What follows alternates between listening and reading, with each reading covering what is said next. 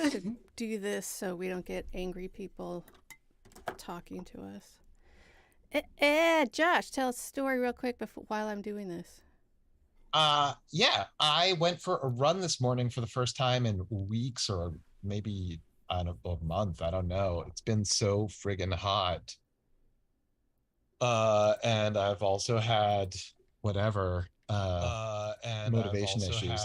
I signed up for a marathon, like uh it was kind of an impulse buy, and the date of that marathon keeps getting closer. That's And weird. so training for it or not is either going to happen or not. And so yeah, I need to get my head in the game, yo. Uh and you have historically been a runner. Are you running these days? I know that everyone in Madison comes in three categories. What are those? You're the one who told me the three categories. It's cheese, rock climbing, and neither? Or what? What are the three categories? I apologize that Shit, I forget. I forget what one of them are, but it was like something morbidly obese or runners. Oh, well, yes. It was I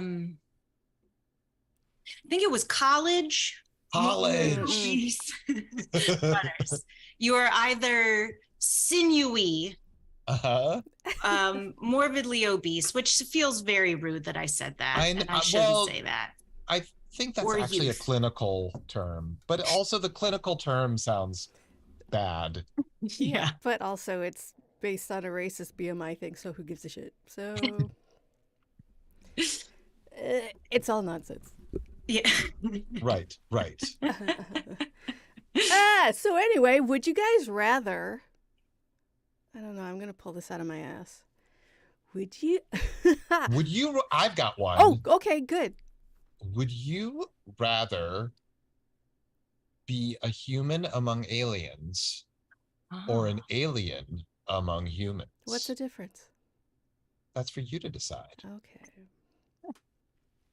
Mm. Well, I feel like so I take it as the alien has arrived on Earth and potentially is attempting to assimilate, or you are a human that has crash landed or intentionally landed on an alien planet. I think either situation breeds loneliness. Mm-hmm. Mm-hmm. And though I think as a human, you have more agency to try and protect an alien amongst other humans. But as a human amongst other aliens, you don't know how to communicate and not be immediately eaten or seen as a threat. So I guess I go the ALF ET route. Let's have an alien among humans and put him in a dress immediately. Obviously, there's nothing better than an alien in drag. Come on. Truly no. I mean, honestly, any human clothes are going to be drag for an alien, so you can go any route there. Wait, Alf is coded male?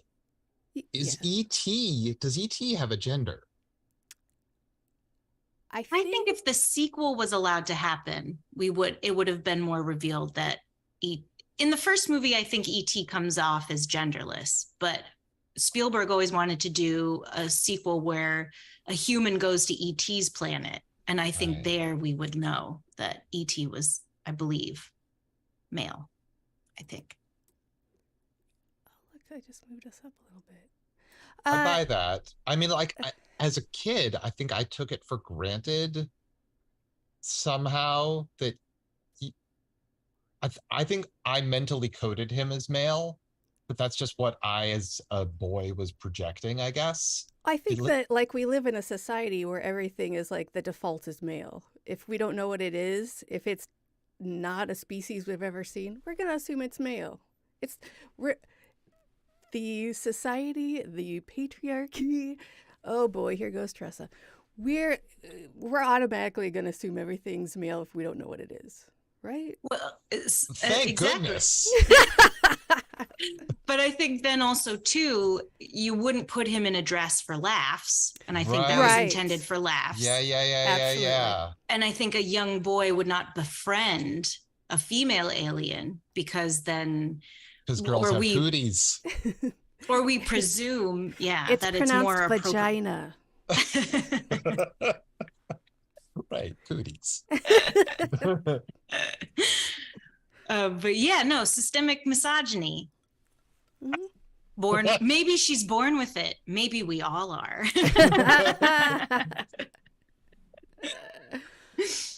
Okay, alien in human place or me in alien place. I honestly I can't differentiate the two. They are identical to me. I mean, Anne's point about loneliness, like that makes a lot of sense. It's difficult no matter which. Yeah, I don't know. Either way, you're in somewhere strange that I'm assuming you don't know how to get home, and you're surrounded by strangers that are different and weird to you. It sucks all around. Do I have to pick one? No, you don't. Okay. Yeah. Okay, one more going off of that one. Yeah. Would you rather be the alien in this new place, or would you rather be the human that has to protect and not let anyone know about this alien that is staying in your house? A la ALF, you guys. It's related. I mean, just taking the ALF example, like ALF seemingly does not care about getting busted for being an alien. The family is like, they have certainly Max Wright, the great Max Wright, radiates anxiety in the best possible way.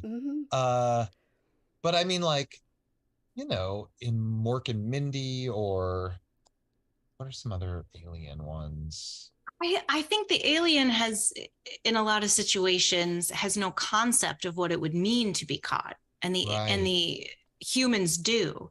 So they are the ones that have the stress, whereas the alien is just kind of like, who, me?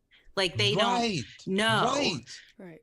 We, the humans, know how shitty humans can be. Right. Yeah. So we're trying to protect the innocent creature from the worst possible scenario, which could really play out. Mm-hmm. I would rather be a wide-eyed innocent. But you still have the loneliness. Right, but I also don't know that like half of the planet wants to murder me. Pressure's off. Yeah. And you don't have to be human. So that's cool. Oh, yeah. I'd be free of my... what would it mean to be totally free of humanity? Oh, man. That's the dream. Cannibalism is right back on the menu.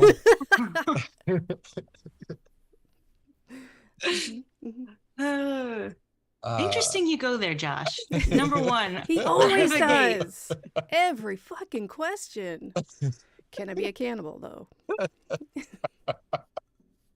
Wait, I guess as an alien, cannibalism would mean I eat other aliens. Shit. Okay, so is it really just I eat humans? Yeah, you're just not a vegetarian. Carnivorous. Yeah. All right. I suffer from the omnivore's dilemma. That's right. All right, let's just clap it in.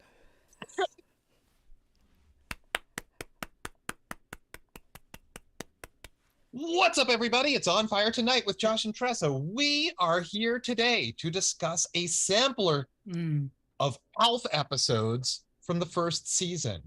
We are joined by ALF enthusiast Ann Johnson. Ladies and gentlemen, the great Ann Johnson. Thank you. Thank Yay. you. Thank you. I am overjoyed, delighted, and flattered to be here. Thank you so much. No, thank you. Thank you. We couldn't do this without you. Anne curated a selection of episodes from season 1 for us to watch and discuss. For the record, here's a little spoiler warning. If you haven't watched these episodes and you want to watch them before we talk about them and the show in general, this is your opportunity to pause this, watch that, come back, you're back, welcome back. Now, the episodes we're going to discuss, just so you know, from season 1, it's Strangers in the Night, For Your Eyes Only, Don't It Make Your Brown Eyes Blue, and La Cucaracha. Also, you can watch them on the Shout TV YouTube channel. They're all there. Mm-hmm. Yeah, they are widely available. Yeah. And you love ALF. This is one of the primary things I know. I've known Ann Johnson for many years. Happily, one of the most delightful people ever. Aww. And she loves ALF like nobody loves ALF. Is this a childhood holdover, or did you recently discover it and you're like, oh shit, I forgot how great this is? Oh, well, first of all, thank you for allowing me to spread the good word of ALF amongst your audience and yourselves. This was an indelible childhood, impactful sitcom that made a huge impression. I think weirdly, and perhaps to my own detriment, much of my humor derived from the show in some way, shape, or form. And I think what I felt then holds true to now, which is maybe the thing I love about ALF the most is that anyone allowed this to happen. This is one of the most insane pieces of American pop culture that is just like, much like ALF himself, is just accepted. Like, yeah. You just have a puppet that is the focus of a sitcom. Everybody's cool with it. We're going to give it 4 seasons. It's going to like not have any real context, and the American zeitgeist takes it on, processes, lets it go. And we're just like, yeah, a puppet was the lead character of a sitcom. We're all cool with it. I love that so much. There's no reason this show should have happened. No, absolutely and I'm not. Utterly grateful that it did. Going back, like I don't know if I've even seen it since it was originally on, and holy fuck, you guys! It's like, it is not only like insane that this is a thing. It's almost as if it is the very fabric of sitcoms of the 80s. Like it very much exemplifies it. Like how is this so much of what we know of sitcoms? It's so weird to me. Here's a big question for both of you. Is this meant to be parodying the sitcom itself? Well, or is it not self-aware like that? Is it just, it is what it is, or is it postmodern? I think that's a great question, because I think like it speaks to and exemplifies so many tropes. Yeah. There is a lot of stuff in here that you see repeated in other sitcoms. I mean, even in the first episode we watched, Strangers in the Night, more sitcoms reference Psycho than I think any other movie. Truly, there's an episode of Golden Girls where they're watching it. There's an episode of I think Friends where they watch, like, it's a movie that gets referenced in sitcoms. And this was the first time I saw a TV show watch a movie and have that be like an arc. And so like, but I think, Josh, what you've asked is a college thesis that I would have loved to have written in my youth, because it is like, because what we're also talking about is like, to have your lead sitcom character be a puppet, that also is in a way like poking fun at a sitcom structure in and of itself, because it's like, That's insane. Right. What if, so like the normal thing is you have someone with some star power and the show is made around them. Yeah. In this case, they created a character that had never been in anything previously. Yeah. And decided this object is the star. Right. So is this like a response to like the Dick Van Dyke Show? Is this a response to like Rhoda? Like the idea that like you have a well-known established character or performer and you're like, you get your own show now.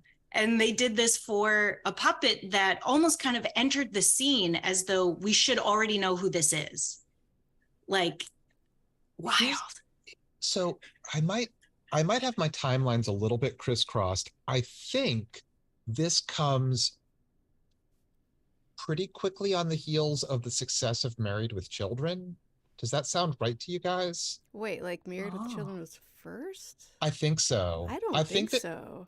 Wait, let me look up the years. I'm sorry. I should probably have known this or just looked it up before I asked it. When did ALF premiere?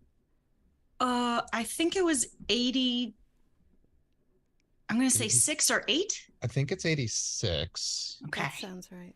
And Married with Children, 1987. ALF predates this. Is this the first family sitcom where they're like really digging into dysfunction rather than function? But and actually, is this is that even fair to say? I don't think it is. I think it's because like they're a pretty functional family, but they just got, love each other. Yeah. It's the Achmonics that are the honeymooners. Like right. This also by the way, Liz Sheridan, famous for playing Jerry's mother on Seinfeld. Yeah. I have a great Liz Sheridan fact if you'd like to hear it. I think I know what it is. Do you? I think I do. Did I already tell it to you? No, but how many can there be? Well, she started out performing as a modern dancer, like of the Martha Graham School of Dance. And as an early dancer, also was like in acting school where she met James Dean and they briefly dated before he passed. Yeah. I think she was actually his girlfriend when he passed. So you're saying she killed him? They had a pretty serious romance. She wrote about it in her autobiography, which is really just a story about the two of them. It's not even a full autobiography. Oh, I mean, you got to know where the money is. I mean, or you start with James Dean, you end with Alf. I'd read that. Yep. I mean, he is a rebel without a cause. That's true. He's not. He doesn't. Can I? Go ahead. Sorry. No, you please go ahead. No, I feel bad I cut you off. Go ahead, please. Do you guys think Alf has charisma? Yes. Yeah. I say that reluctantly, but yeah. Tell me more. I don't know. I just it's the charisma of like, and he's not a bully, but it's the charisma of a bully. I'm not sure that it's fair to say he's not a bully. He's pretty obnoxious. He says rude things to everyone all day. Yeah, but it's never like it's never biting, personal, awful digs. It's just like, hey, I'm a dick. That's what I do. In La Cucaracha, when they first see the cockroach, it's like, oh, somebody's fallen behind on the housework. Rude. I mean, I'll say, I say this with love in my heart. Alf is a cad. He's a rascal. He is the wacky neighbor that lives in their house. Yeah. So I think that like he was like, to be the lead of a sitcom at a certain point in the 80s, you needed to kind of be this bombastic dick because that's where everybody hung their hats of humor. We were like post the Bob Newhart show. And so now everybody was like, yeah, you can be nice, but what if you're mean? What? You really turned the tables. And speaking of Bob Newhart, I was going to say in regard to kind of like where this falls in like the world of sitcom, either parody or truth. The first few episodes are directed by Peter Boners. Yes. Great name. Uh-huh. Boners So with a Z. good. Yep. Come on. Boners with a Z. That did not escape my notice. And he played Jerry, the dentist, on the Bob Newhart show. Oh. Excellent character actor. And he went on to direct probably every show we've ever heard of at some point in time. He was a longtime TV director. And it makes complete sense that I think he directed the pilot and then Strangers in the Night and then dipped in and did other episodes throughout the series. But they were in very good comedy hands with a lot of like the writing and the directing. So it's also wild that I think you can see ALF as a parody, but I think it took itself seriously as a sitcom. So yeah, I think so too. Going back to how all of a sudden we did a switcheroo and now everyone's a dick and it's funny. Yeah. I'm going to, from now on, from the future, because I keep dropping it, I'm just going to call it the Bill Murray effect. I'm just going to blame him, regardless if it's completely and utterly accurate. I'm going to call it the Bill Murray effect. I mean, yeah, often imitated, never replicated. No. Right. No. And it's an interesting take because I think it's like a character choice where you lack all sense of self-deprecation. Mm-hmm. It's all focused outward. Yep. And everybody just takes it because I guess they see that is your charm, or they're just grateful when it's not pointed at them. Yeah.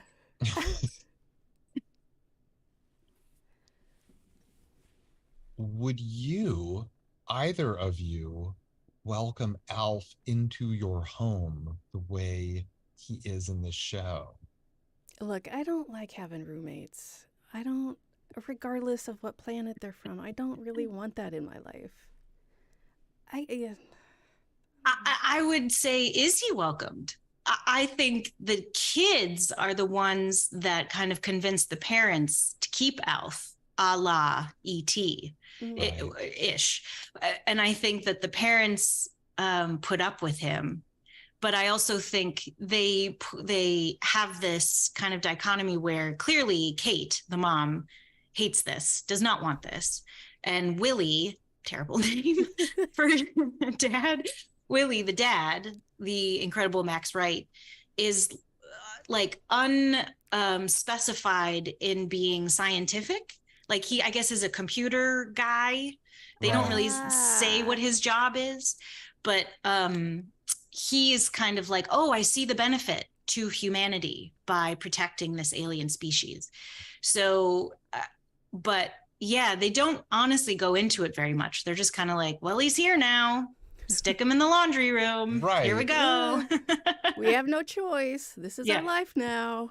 We do this now. This obnoxious orange furball who, do you know who always has something mean to say.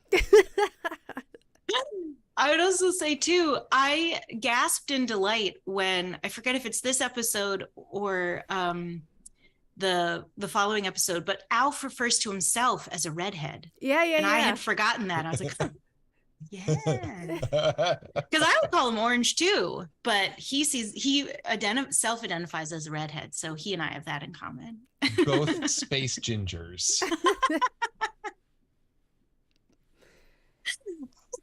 Do we think that Max Wright's vague science computer job is related to Misfits in Science? Hey, you know what? It is in my head. He's still working at Humanicore as far as I'm concerned. And I don't know if you've ever seen Misfits of Science. It's a beloved... it's a show that didn't last, unfortunately, for a great number of reasons.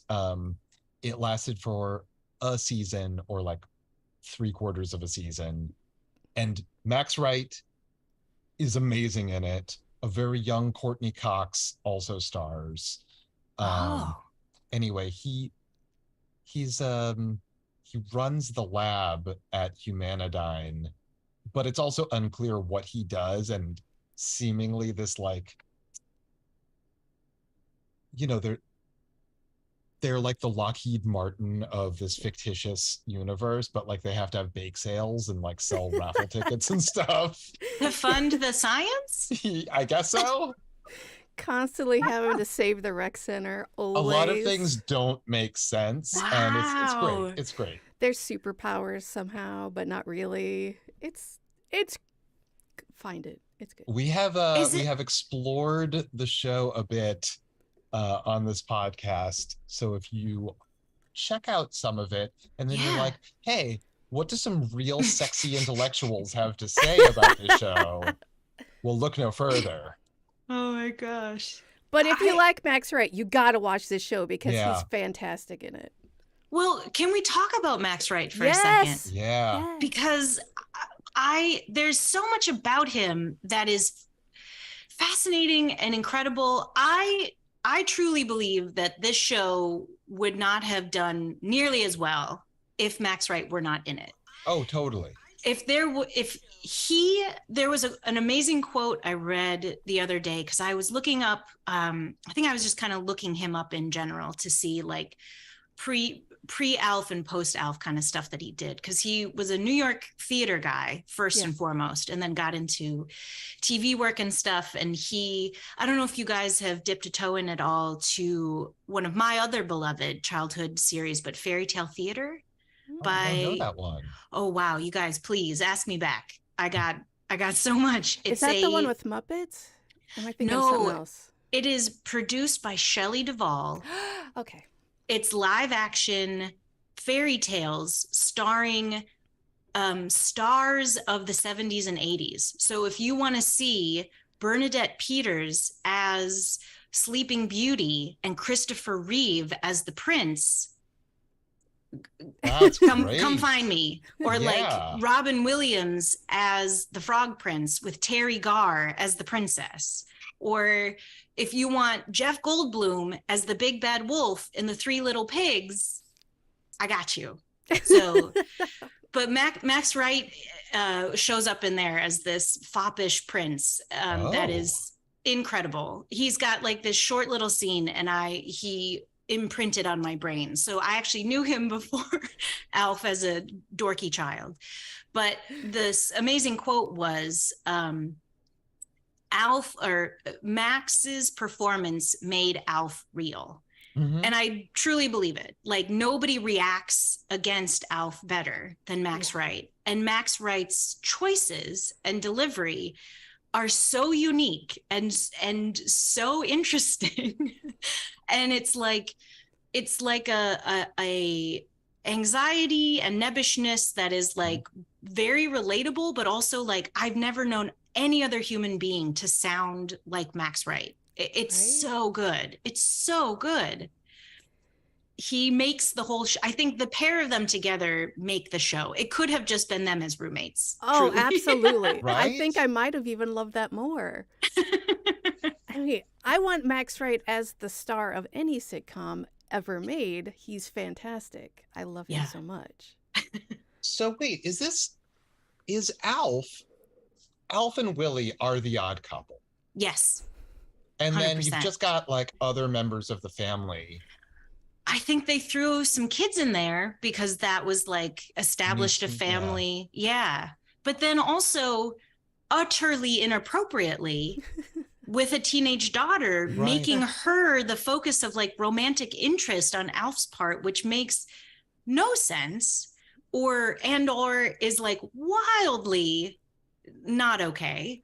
And they also as a family seem to be okay with like it, which they should not be. Like, you know, I think it's fair to spoil things that like might come downstream, because I'm just going to ask you some broad questions. Wait, hold up. Before you start asking questions, I need to like, what the fuck?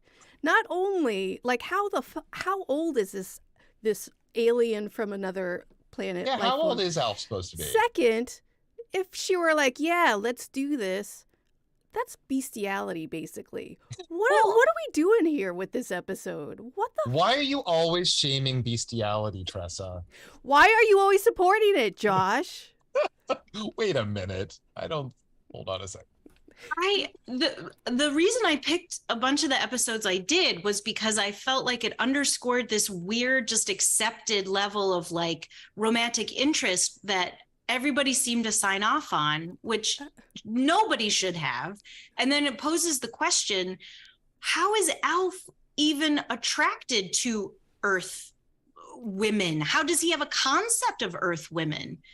He's Gordon Shumway from Melmac. Like, why would you find any human being attractive? What is your gauge of that? You are an alien. Yes. I mean, I get, you know what? I'm sure he's lonely. We've established that in another episode.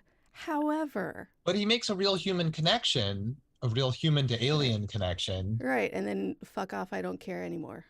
We will never see that person again. Was there a follow-up with her in a second episode? With him liking the teenage daughter? No. Sorry. Before Jody.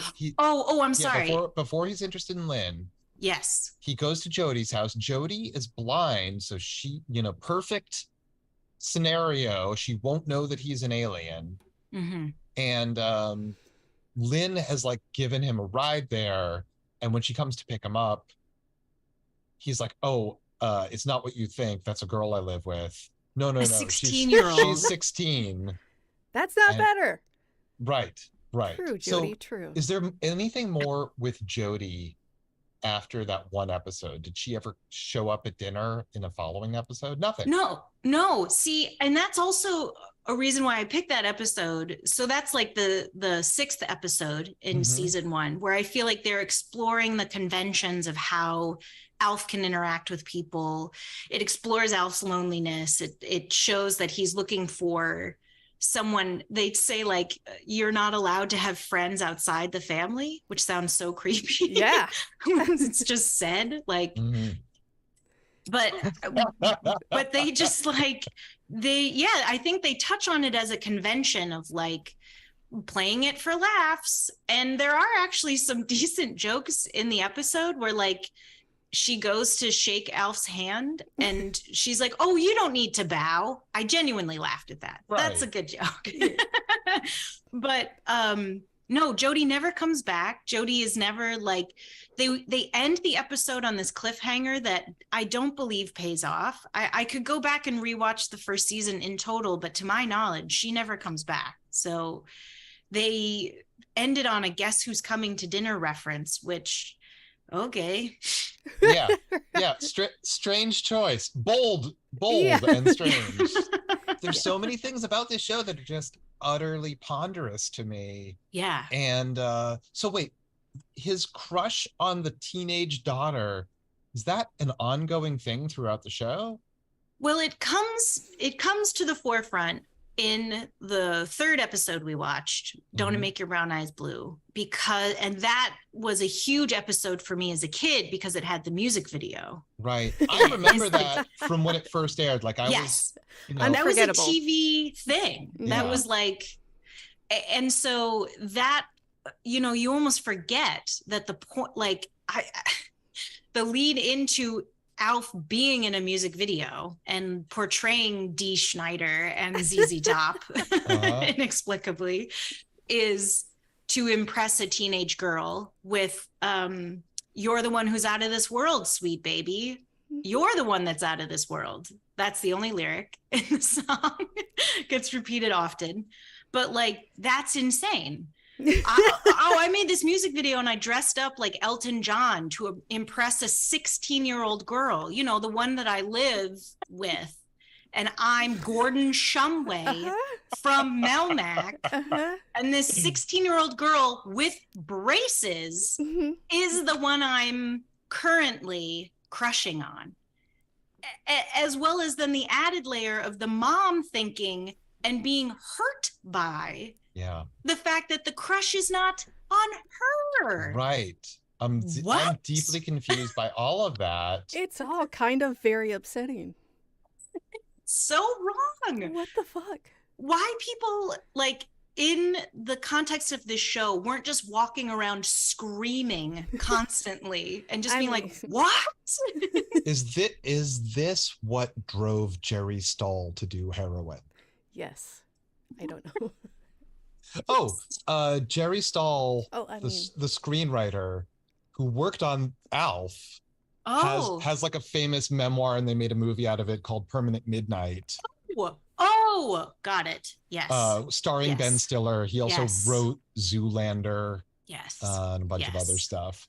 But so the question is, was working on this what drove him to heroin? It's an on-ramp, I'd say. Certainly. I get that, because my visceral response to aspects of this show are, I hate it.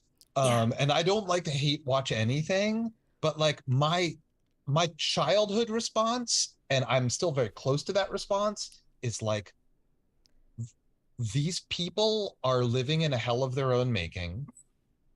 The saccharine muzak of the theme is is bone chilling. And then it's also just like the standard sort of lighting of a sitcom set that makes me feel very uncomfortable. Very uncomfortable, but also very claustrophobic. Oh, there's something that just says there's no air in this place, you know? Sure. Everything about every set in this show is claustrophobic to me. That kitchen with the table right up against the fridge, like, oh, just get rid of it. You have a different table. The house in general makes no sense. The amount of chairs, the physical amount of chairs, no one needs to sit that much. This is not a large family. And when they show the exterior of the house, it's huge. It's almost like a violently minimal looking home. It's this intense A-frame with tiny windows. And I kept thinking, for Alf to be able to go in the backyard and do the stuff that he does as much as he does freely, it also means that like they must have an intensely fenced in or like tree lined backyard for any of that to be possible. So it feels like this compound that this family is stuck in with this wisecracking alien. Do they ever show the backyard? Because I assume his spaceship is back there too, because it's still around because he cleaned it out at some point.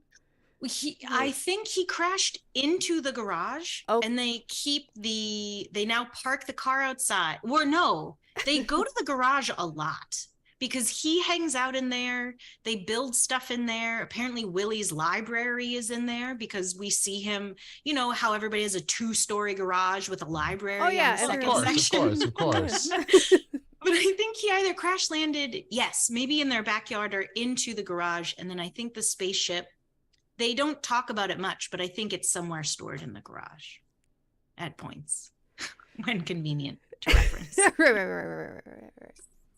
But I think to your point, Josh, like the whole premise, and then also weirdly, what is my love of this show is that probably the premise unto itself caused writers to just at points like set their hands down and just say like, what is this again?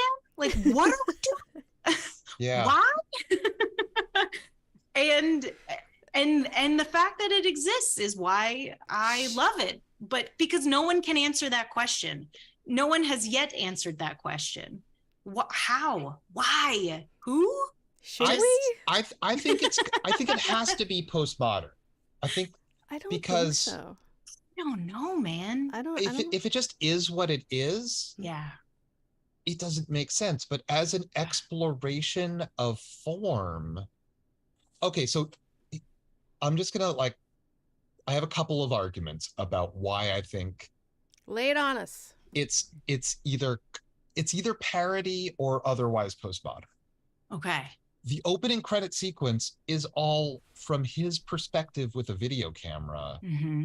He's the one, it's through his eyes, and we see the tropes of each character as he sees them. So he's like he's pestering Kate in the shower. Gross. Right. Like, Lynn is like trying to have a private conversation that he's barging in on. She's like hiding in the closet with a phone. And you know what? Oh, in For Your Eyes Only, before he like makes the date and goes out, we see him despondent playing with a sock puppet named Ginsburg. Yeah. Yes. That so here's I a found... puppet playing with a puppet. Yes. That was fascinating to right? me. I had no memory of that. I loved that. That was a mirror facing a mirror. Yes. And I was like, wow, sitcom. I mean, I see how they would make that as a joke, but that's also an insane joke. Why is this happening? Because he could have been talking to a stuffed animal. He could have been talking to a poster of Farrah Fawcett. I mean, it's like, that's a very him joke. But like the fact that he had a sock puppet, was using it. So you have a puppeteer with their hand in a puppet, with that hand in a puppet. Whoa. And they've named him Ginsburg. Yeah. Like that was a choice. Yeah. They made that choice. Can I say too? Well, I didn't even think about that. Wow, Josh. But can I also say two things about the opening theme? I guess three things. I love it so much. That bass line is amazing. The theme song, did you catch this? Written by Alf Clausen, the guy who wrote the Simpsons theme. No. Named Alf, just throwing that out there. Then the fact that they had the restraint to not put any lyrics to this theme song, because this is of the era where you get your premise through theme, right? Like, who's the boss? He was an alien who crashed in the garage. Truly, the fact that they have this minimal, almost like verite, like hyper interesting opening, where you see, as to your point, like Alf's point of view, fascinating. And then as a child, I lived for any moment where you got to see Alf walk. Oh, yeah. And the fact that the opening always had that little him walking to them, and you got to see his little butt. I loved it. Seeing his little legs, seeing his little butt. As a kid, what a thrill. Was there an actor in that costume? Like, what's going on in that shot? There is. Was there a single actor that did it throughout the run? Do you happen to know? Well, also in the credits, there's I took a screen grab of it. There are 4 people listed as Alf's assistants. Assistants to Alf, and there are 4 people. And I think some are the puppeteers, and I think one is the dedicated person in costume. That's fascinating. So Paul Fusco, I think, developed the character of Alf and did the voice. But there are 2 puppeteers doing a la like Muppets. One is doing one arm, one is doing another arm. And then I don't know if Paul Fusco is maybe doing the mouth or dips in and out doing that. And then I believe there was a dedicated person to do the walking scenes or to be his legs at different points. So the credits are set up in such a way as to make us just accept Alf as yet another character played by an actor who might also have assistants because he's the star of the show. 4 assistants. 4 assistants. Yeah. That's great. Yeah. That's great. I love that because I would not expect that from an 80s sitcom. Like maybe something more self-referential now, but not then. Yeah. A family sitcom. That's great. Well, and to keep pulling this thread, Josh, that in later seasons, Alf first has a whole dream. There's a whole episode based in Alf having a dream that he gets to host the Tonight Show. And then that happens in real life.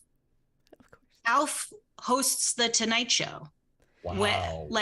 steps in for Johnny Carson and got to do that, and or it was a segment. I forget which. I need to research it. But it's like, I think in the final season. And then there is also an episode where then Alf straight up does stand-up comedy. Of course he does. You know? Are you kidding me? A little blazer with the sleeves pushed in front of a brick wall. Of course he did. Yeah. Yeah, of course.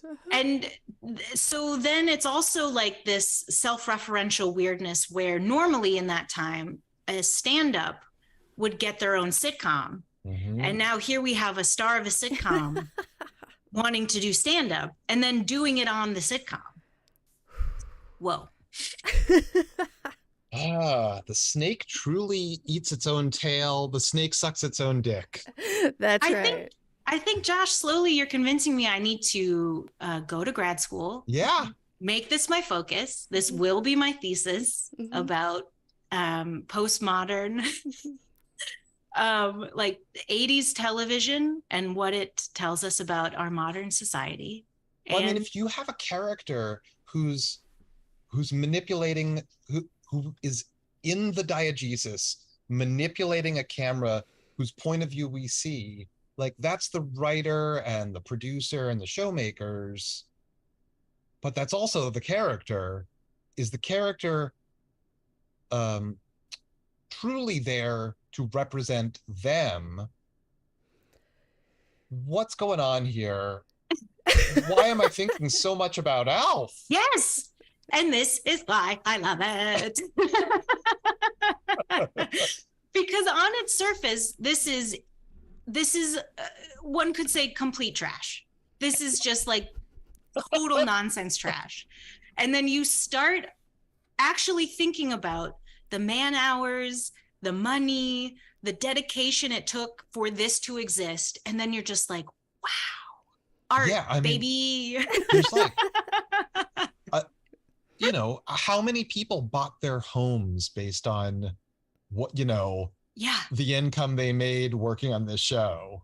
Andrea Nelson and Benji Gregory did, right? I mean, they must have. Right? Those two child actors, like, we're not. Actually, Josh, I looked up something and I thought exclusively of you. I looked up both actors, Andrea Elson, who plays the teenage daughter, Lynn, and Benji Gregory, who played, what's the son's name? It's completely escaping me. Isn't it Benji Gregory? No, that's the actor's name. The character's name is Willie Jr. Lynn and Benji Gregory is such a perfect sitcom name. I know. Yeah. Let's just call him Kevin. It's not Kevin. It'll come to me. I feel terrible that I forgot. But I looked them both up on IMDb, just like, okay, so what'd they do? One of the only things Andrea Elson did post Alf, Josh, is something called Frankenstein, the College Years. Fun. It's a made-for-TV movie where essentially the premise is that a Dr. Frankenstein is a college professor, passes away, leaves his research to his like college age nephew. The nephew comes to campus to take on the research, brings a Frankenstein's monster to life, and said monster is immediately accepted on campus as a jock and becomes incredibly popular. Of course, he would be the big man on campus immediately. Literally. And then said nephew both is like Encino Man style, trying to hide Frankenstein college years, embrace Frankenstein the college years, and is a little jealous of Frankenstein college years. Oh. And Andrea Elson is like a fourth lead in that. she plays the love interest for one or the other or both. Both, I'm guessing. Probably both, or mostly for the nephew, because then they also like weird science it where he has a friend and like the two of them are like the dorky guys behind the jockey Frankenstein.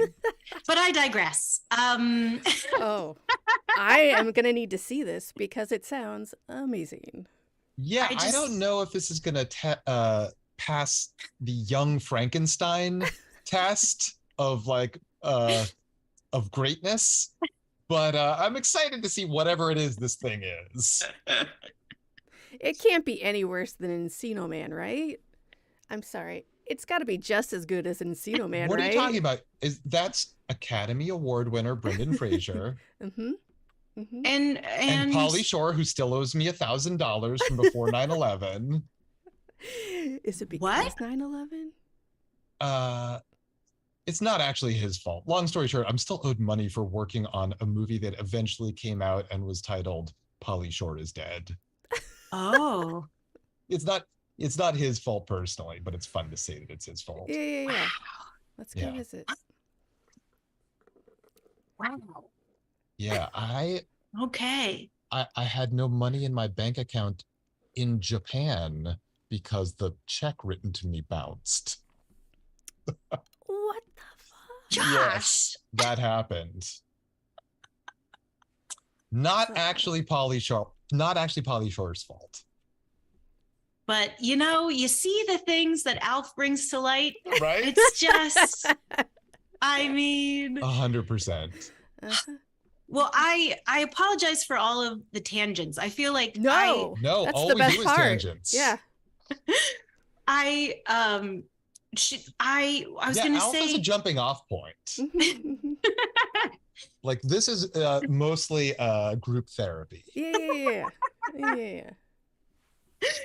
Well, should we?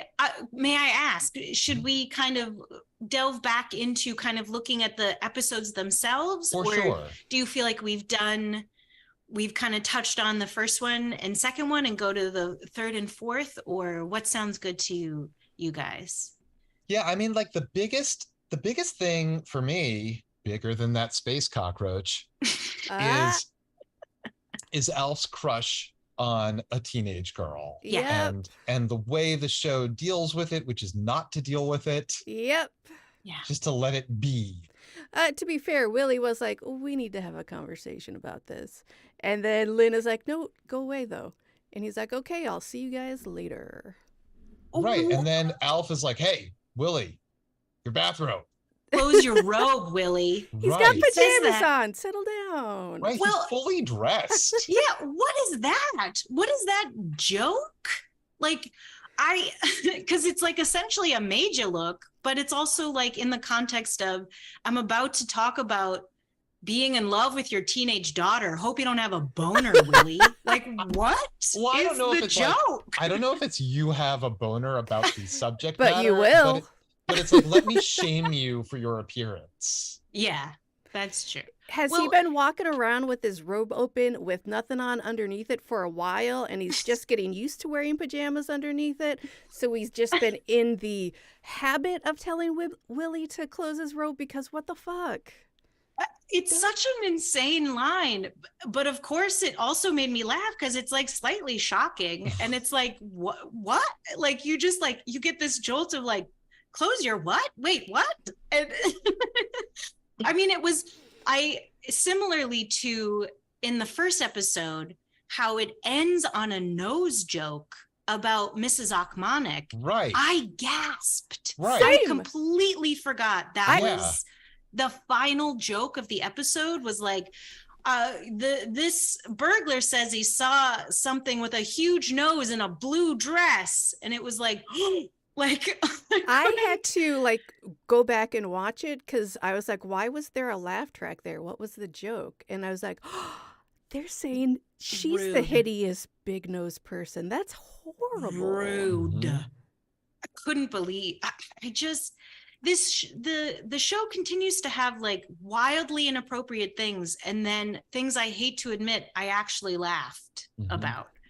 Because it connects to like the childhood sense of like what a sitcom joke was. Like, when for sure. Trevor Achmonic is like, hey, they got padded toilet seats. And I laughed because I did when I was 6. And so I was like, yeah, sorry guys. Like that's a real, I like it. Sorry.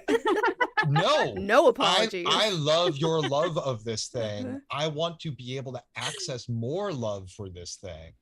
It's like a complex relationship for sure. And I chose the episodes I did because I think it underscores so much of what was wrong about the show, but then also these like pinpoint these moments of like this music video from the episode. Also, like the La Cucaracha episode is the episode in my brain for whatever reason that is the ALF episode that I know from start to finish. That episode, for whatever reason, is the one that is like in my brain as a kid. Maybe because it was like the first one I saw or the first one I saw in a rerun, or I don't know. But that, for whatever reason, is like when I think of this show, I think of that episode. I had to go back because like at the end of it, Alf has killed the cockroach. Yeah. But we do not see how. No, we do. He sprays perfume. Okay, so it's just, I'm sorry. He does. Yeah. I should go back again. I even have a note. Alf kills the roach with perfume. My brain. Yeah. It wouldn't register. I love that we never actually see the whole cockroach. I love that so much. Yeah. Oh, it's so good. Just the little legs antenna going. Oh God. And then it busts through the door like a Shining reference when he's in the bathroom. Or like you just see the little antenna go by in the kitchen. Love it. It really like scratches an itch of my childhood brain of like, yeah. Like I remember that and loving it and being like, that's all you need. Because it's like the Jaws effect where you're like, it's a little bit more exciting and like nerve-wracking to just see those antenna go by, and the music is like intentionally tensiony and they're building to it, and then it just kind of ends up being very goofy feeling with the little legs behind the couch. I mean, it has to be that way to end on a joke, I think, because if you had this like disgusting massive no very good, keep it light, Anne. Right. No, very good point. But like they build it in a way of like he's gonna fight a monster, right? And I think part of why I remember it so well from childhood was like that was the closest I had come to like seeing a scary movie, I think, at that point in my youth. So I was like, the show has it all. No, I have not seen Aliens, but have you seen that episode of ALF with the cockroach? It is insane. I mean, they have an alien reference in it. I got that. But that, like that episode, I guess I thought I chose the first two episodes because I felt like they were establishing the convention of Alf being the alien in the family. And then these other two episodes were about what insane things we were being asked to accept in the premise of the show. Him having a crush on a teenage girl with braces and being very open about it. And then this other like the other elements of like puppetry and like theatrics that they like amazingly incorporated into the show that continue to build out his world of alienness, but then also thinking about these practical effects and thinking about like, this is a tight 21 minutes. Like these episodes move, and like what we're putting in these episodes is, again, just wild, just like incredible that it's like, after Who's the Boss, we're gonna watch a puppet battle another puppet right at 8:30, and they're gonna throw in a couple of jokes about like aliens and like somebody being ugly, and then we're out by 9 p.m. Just crazy. If Alf were not an alien, who is he? If he's a human, like who's the character, or who's going to be the actor playing him? The character is like the uncle, the deadbeat uncle is who the character is. Deadbeat uncle. Mm-hmm. Mm-hmm. So so he's the brother of one of the two parents. He's Rodney. Remember when the son named the cockroach Rodney, and Willie's like, "You named it after my brother?" Yeah. Which is crazy because then in later episodes, Willie does have a brother that shows up, played by Jim J. Bullock. Really? Yeah. Yeah. Is his name Rodney? I have to go back and check. Yeah, I guess I just assumed, but also like. Is that supposed to be like an opposites thing? Like, does Jim J. Bullock come in as like a handsome, successful brother? No, I think he comes in a little bit as a mess. Like, I think he comes in, he doesn't try to like out wacky Alf, but I think he comes in as a little bit of a mess because Alf reveals himself to him. And I think, gosh, I may be getting this all wrong, but I think it's maybe like under the guise of like Rodney is drunk. Ah, very special. So he sees Alf and justifies seeing Alf that way. But I would need to go back and watch it. It's definitely a later season choice. Same as Kate's mom is played by Ann Mira, which is a great piece of casting because they look exactly alike, genuinely. So is that how Jerry Stahl originally meets the family for Ben Stiller's family? Maybe. That's how it happened. Whoa, that's a very good call, actually. Yeah. I think, gosh, and I hope I'm not getting this wrong. I think there's an episode where Ann Mira, Kate's mom, gets married to the character actor Paul Dooley. Oh, awesome. In the backyard. From Breaking Away. Yeah, and from Waiting for Guffman and for a lot of the Christopher Guest movies. And I saw him once walking on 54th Street. Ooh la la. And I think there's a backyard wedding, and I believe there then is either a reveal of Alf, or at that point, Alf is so accepted by this mother character, because maybe she moves in with them for a while, that he maybe is the officiant. I forget. Of course. But I would need to go back and watch it. I apologize that I'm not as familiar with later seasons. It's amazing the star power. Yeah. That like, what? Yes. The guest stars, it's true. Like there are, well, even in the second episode where Mrs. Achmanik is babysitting, watching Psycho, keeps hearing sounds, then there actually is a burglar. I checked my watch. I was like, we have 6 minutes to go in this episode and we have a burglar now breaking? Yeah. Okay. Right? But that is super longtime character actor. Oh, I wrote his name down. I'm going to refer to. Yeah, that guy has been in everything. Yeah. Notes. Because he is, oh gosh, what's his name? I wrote it down. I wrote down, Trevor is a big botcha galoop. True. Larry Hankin plays the burglar. He's been in literally everything. Yeah, he has. And I love when he jumps out the window and screams. Yeah. Oh, and just saw this in my notes. So we get the amazing moment of Alf in drag. Alf is trying on the dress in that second episode. Full body drag, not just gorgeous. So good. Sun hat, yes. Often memed, one of my favorite images to just have around. Yes. And it's like, I feel like that made to you is like I send, I have this one still of Angela Lansbury from Death on the Nile 1978 that I send all the time for everything. Yeah. It just says so much. Yeah. It says so much. Like, ready in 10 minutes. And then it's like that picture of him. Or like, see you soon, whatever. But he says, and I had not caught this, he says, he's like, later in the episode, he's disappointed to find out that the dress was not Lynn's. Oh my God. I did notice that. I didn't clock it at all. I didn't register that one. Wow. Disgusting. What are you talking about? What are you You're talking about the girl with braces? What?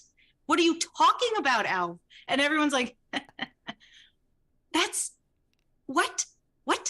The second episode. Ralph is basically Ralph. Alf.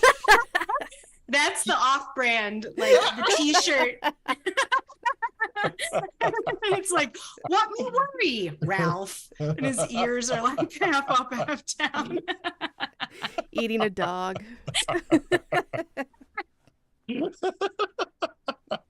Just big thumbs up holding a slice of pizza. Ralph! Like, what?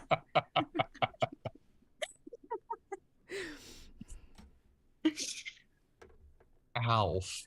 Mm-hmm. He's essentially like a Rodney Dangerfield as an alien. Yeah, I was gonna say too, maybe like an Uncle Buck, like almost a little John Candy. Yeah. Ish something. Like it feels like an amalgamation of like, I mean, on its best day, right? Like a Belushi, John Candy, Rodney Dangerfield, like the laugh also, like the maybe like Randy Quaid in the Vacation movies.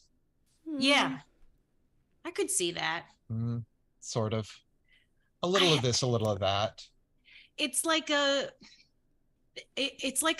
bombastic, like he's not quite Falstaffian in kind of that way of like, he doesn't do a lot of too many for obvious reasons, physical jokes, physical comedy. He's more like, it's all just verbal kind of like sarcasm, insults. Right. I mean, and he's not telling unsaid truths the way like a Falstaff is like, you know, only the fool can really say the thing. Right. Maybe he functions that way in other episodes, but I don't think he's doing that in these. No. Unless the unsaid truth is he has a crush on a teenage girl.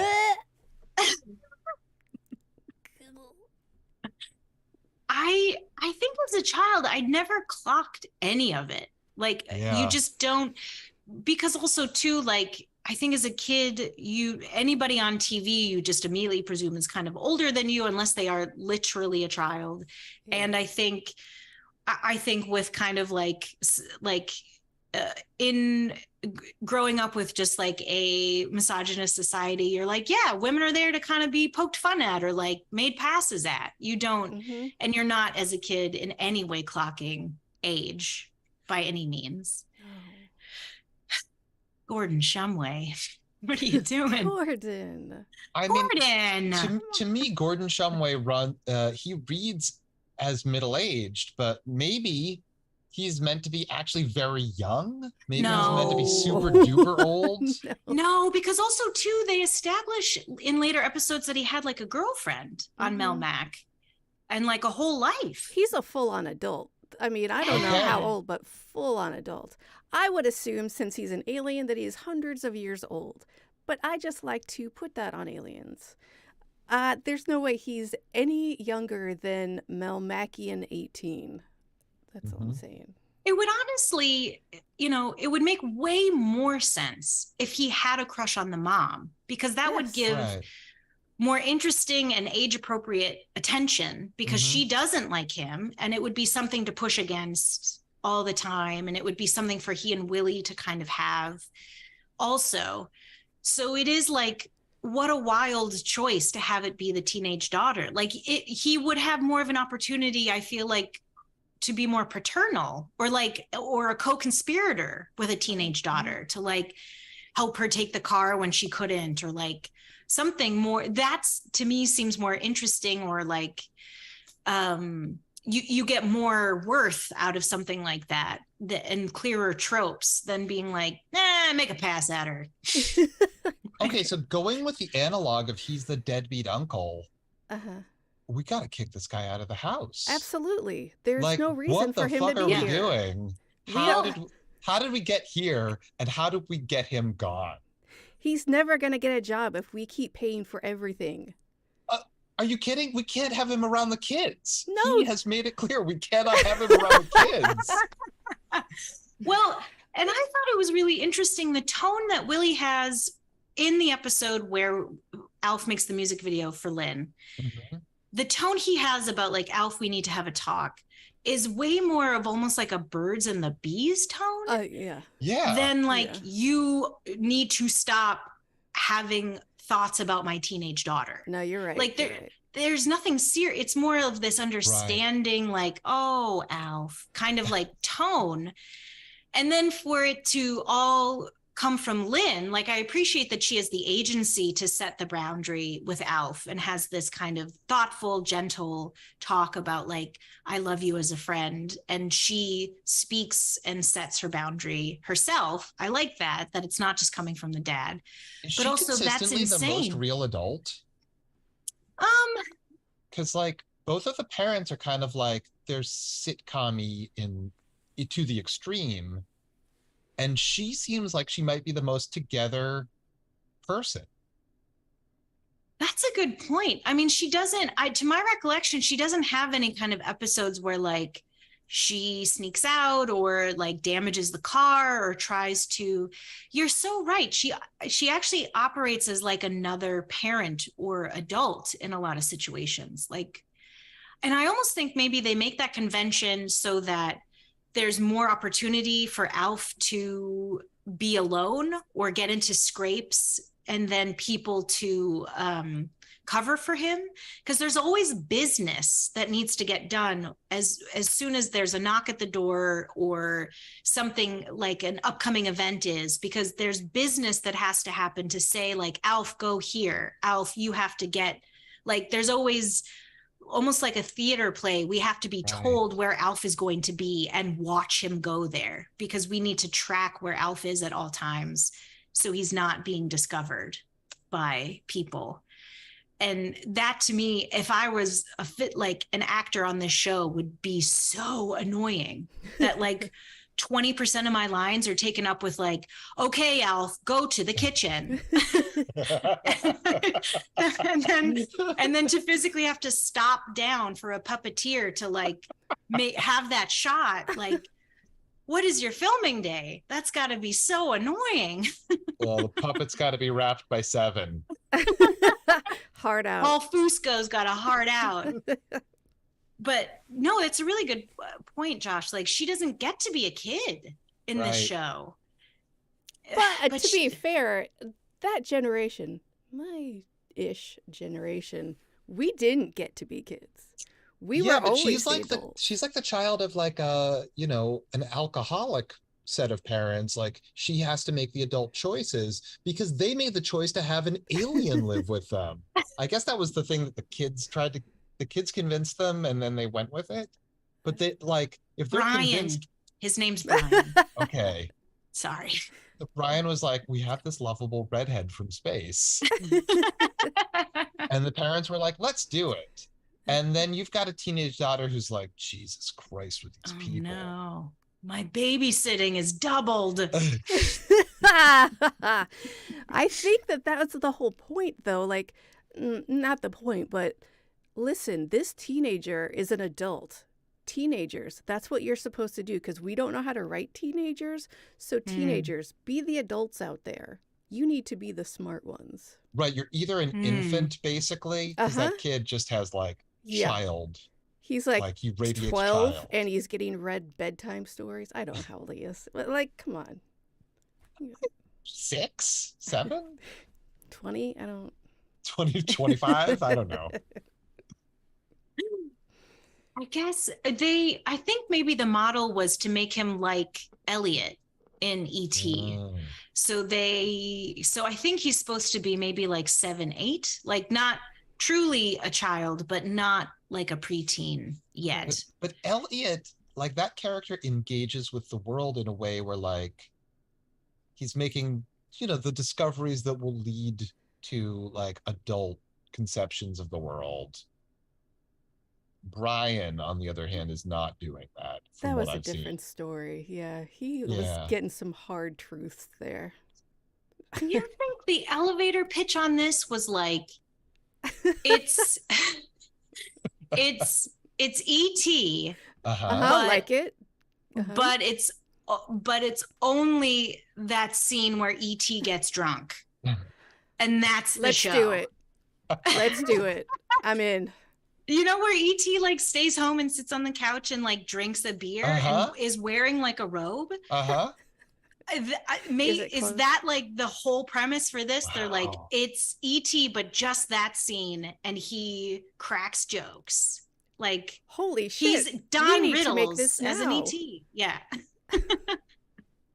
I said Don Riddles. I was guys. On it. There's Don like Rickles.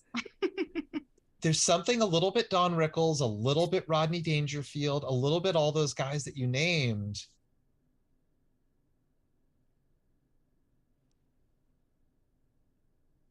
He's a party guy.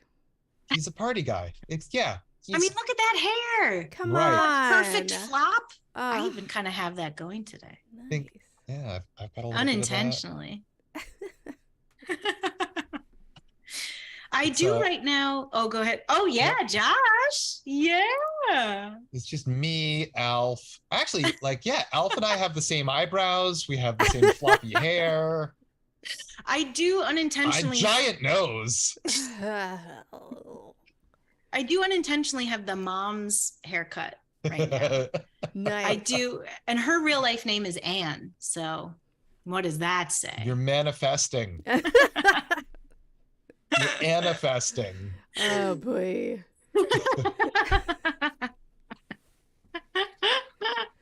So wait, in later seasons, he goes on to host The Tonight Show.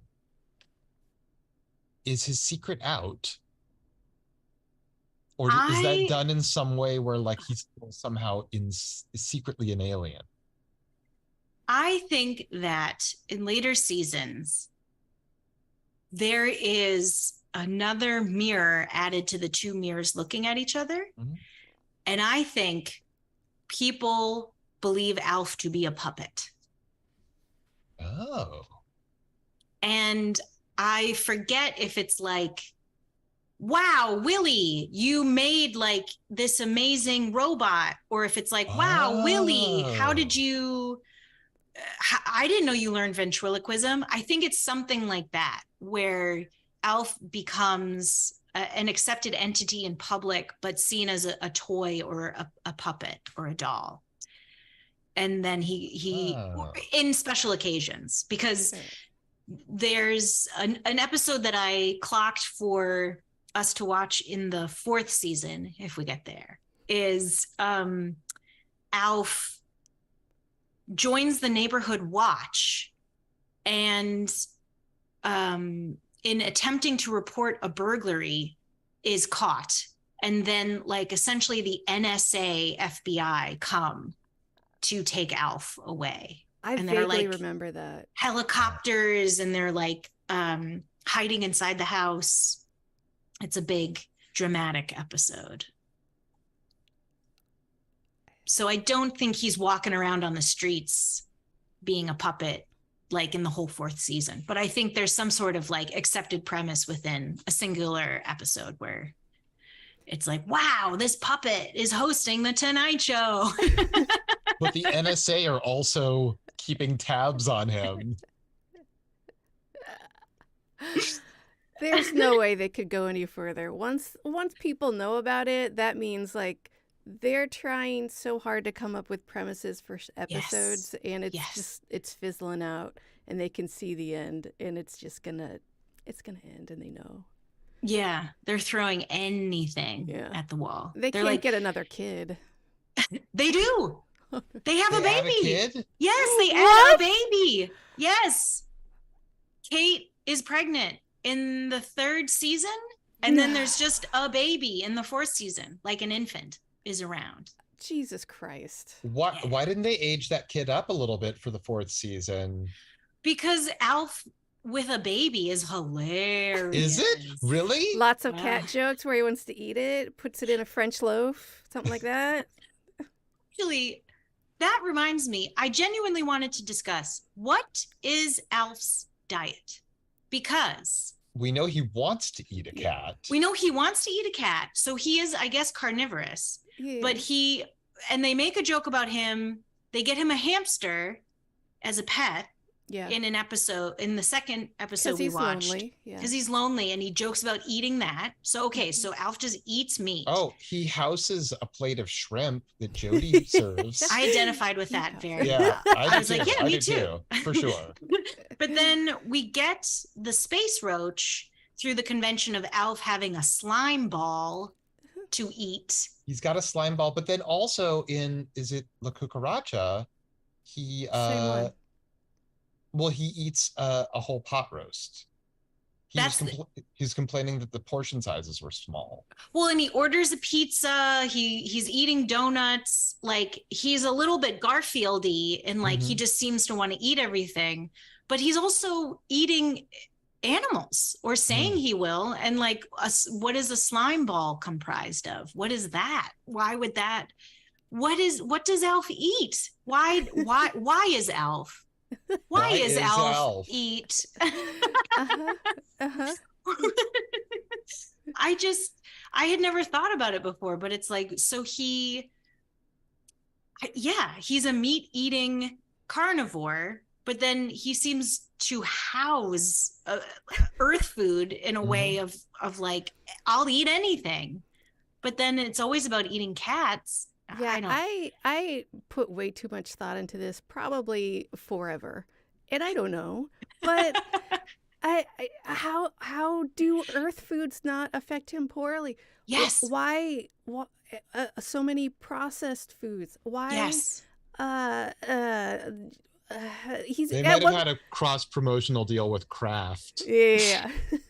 At one point, he's got a huge plate of bones that he's like picking dry while someone's talking to him. When he eats these other animals, is he cooking them? Is he preparing them in some way? Is he just going to town on it alive? Like, is he like seagulling it? Is he like pelicaning it? What's happening with? Maybe this isn't even something we should even give a shit about, but I can't stop thinking about it. No, it's such a good point, because the joke is like, he would just eat Lucky as is, like still alive. Right. He's just putting Lucky in his mouth. But then in one episode, he has baked them a cake that he's trying to then decorate with toothpaste. Right. And then she's looking for wrapping ribbon for a gift. And he's like, oh, I used it as floss. But Alf has 4 teeth. Yeah, I know. Right. Two. That's it. 4 Not teeth. necessary. Use your finger. Yeah. Also, he pulled out an egg to eat as a snack. Was it hard boiled? I just assumed it was a raw egg. He was just gonna down. What's going on? What's happening here? I don't. I'm really happy you thought about this too, because I get, like, the running joke of wanting to eat Lucky is unto itself funny, but then there's nothing to it. Like, they don't explain it. And then it's all about him just constantly eating, because that's also a running bit where it's like, Alf, you're eating us out of house and home. But also, like, how is he not like barfing constantly? Like, what do you, if you eat slime balls? Very high metabolism. Gordon. How are you? Do they have cherries on Melmac? Despite the fact that he's a total couch potato, he's got a very high metabolism, just naturally. Well, and not to get too like pedantic, but where is Alf going to the bathroom? Yeah, does he go to the bathroom the way we do? Well, when that giant cockroach was trying to go through the door, he's like, oh, do you just need to use the bathroom? I get it. It happens to the best of us, or whatever he says. That's Apparently true. And he then does. He looks down the toilet and goes, I always wondered where this goes. Yeah. I thought, you do? All right. And when he says, I've always wondered, how long is always in this case? Like, you've only been on Earth for half a season. Yeah. Maybe like 3 months, like the passage of time. We only get our first holiday episode, I think, in the 2nd season. So he seems to be perpetually there in fall. Also, I had completely forgotten they're supposed to be in LA. Right. They are? Yeah. Huh. You can tell by the garage. You can tell by the sweaters. Everybody's wearing a fashion sweater in the middle of LA. Okay. You know, when the when it gets to be 50 there, they're like throwing on parkas for real. Yeah, for sure. They lose their minds. Yeah. I loved when Lynn went on her big date with that 35-year-old teenager. Right. I mean, to be fair, she's also like perhaps 35. I don't know. I can't tell ages at all. She's a teenager for sure. She has braces. She does have braces. I think those are literally her braces. The actors. Maybe it's just the way she's styled, but she looks so old to me. Yeah, every person in the 80s looked like they were in their 30s. Okay. 100%. Every teenager did, yes. Yes. That was styled. Because she wore on her date a high-waisted chino with I believe a blouse tucked in, gotta be belted, with not a blazer, but like a sweater and a scarf, just a scarf over that. And then like a very odd purse with like a slip on. And I was like, that's the big date outfit, is like too many layers and a scarf. She dresses like a mom full on. And also when the cool guy from school the same cool guy from school wants to put the entire band's instruments in her garage, she's like, I need to borrow your pink sweater, Mom. Outfit that she's wearing after borrowing that, she's wearing pearls. What teenage girl is wearing this like put together sweater and pearls for the cool dude who wants to store his instruments in the garage? If you know what I mean. You're the one that's out of this world, sweet baby. I clocked those pearls too. I was like, why does every teenager, in order to dress up to look like dateable, immediately dress as a grandmother? Thank you. Yeah.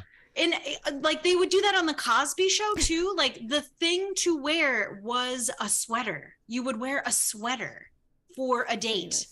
And I never got that as a kid because I was like, I don't have that. I don't have any sweaters. Do I never get to go on a date? Like, what is the... I mean, it works sweaters. out that way. As a child, I only had the itchiest like hand-me-downs, and I rejected them from like earliest childhood. I have never been a sweater person. I just can't do it. Maybe it was like the TV trope that I never got. Everyone had cashmere, and I never got that. Because that seems to be a thing on TV. Like, oh, my cashmere sweater. Like, that was a thing sitcoms would say. Or like, you shrunk my cashmere sweater. Like, right? Also, like, that... I mean, okay, so a teen in this world, they're examples of, like, sophisticated fashion, or what they perceive to be sophisticated fashion, are their middle American parents. I guess. Well, yeah. And nothing else. They don't have movies then. But it's the 80s. Like you have Madonna. You have like. But I'm gonna step in real quick. I'm sorry, but there was like Rockstar, but that was something that rock stars did. You didn't dress like them. You might wear a T-shirt with their face on it. Right. But you never dressed. Yeah, but the cool guy from school who's got his band. Oh, you mean Jim Morrison? He was great. I guess he was a little Jim Morrison-y. Well, his name is The Doors, his band, so... Because G-Man was already taken, and they had a saxophone, so my theory is that was Tim Capello. You're real... A very, very young Tim Capello? No, because Tim Capello had already starred in... Josh, it's not Come serious. Come on. And Tim Capello is the sexy sax man from Lost Boys. Oh, okay. Got it now. Yeah. I got it now. And he plays at the G-Man Tavern when he comes to Chicago. Sorry, go ahead. Oh, I get it now. No, I get it. In the music video, the references, I was at a loss actually of who he was supposed to be as the sax player.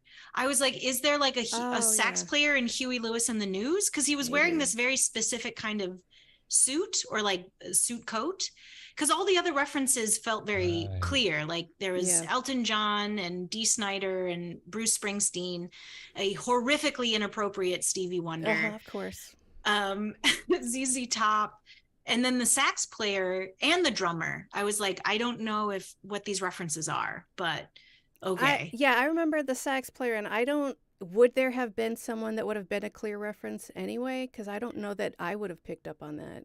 Well, saxophones had like a real moment in the 80s. Like saxophones for sure. were like synths. They were everything. They were in everything in the 80s. Maybe he was being like Morris Day in the Time or something, because he had this jacket, this real like look. Purple.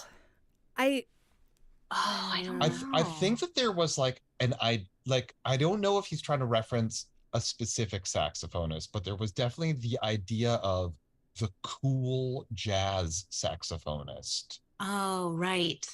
And there was also like a resurgence of like Brian Setzer and the Stray Cats and stuff like that. This would have actually been sort of during their the heyday of the Stray Cats. So and there was no saxophonist in the Stray Cats, but sorry. But the Brian Setzer Orchestra has a full complement. Yeah. Okay. Maybe it's a reference to Fishbone. Maybe. I wanted to make up for my previous poor reference with a No. It's blah. You're terrific. Fishbone is a great idea.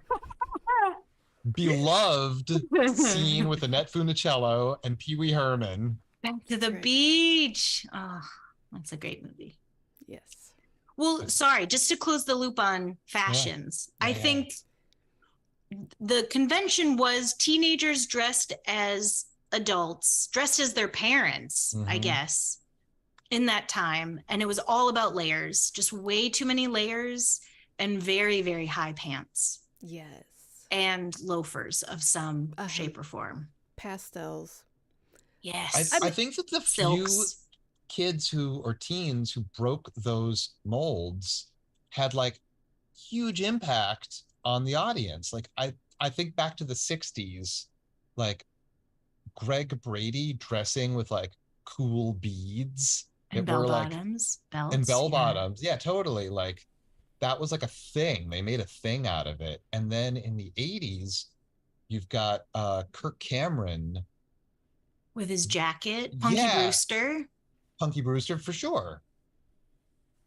I guess Facts of Life too had really good clothes because everybody had a set kind of fashion that they did. They had to have their own personality played out in what they were wearing. Yeah. I mean, teenagers of the 80s, they had their own flair that was different from their parents or adults, but it was still very conservative. And they wouldn't they would be afraid to branch out too much and be noticed. Yeah. Well, because you think of like Silver Spoons, or you think about like Mr. Belvedere, like the kids all dressed with like a collared shirt and a sweater over it, and maybe some jeans, maybe stonewashed jeans, maybe acid wash jeans. Get the fuck out of here. Do you think that they were? Do you think that it was like a tonal choice in order to? Like, seriously, do you think that they were trying to like do as little to distract the audience?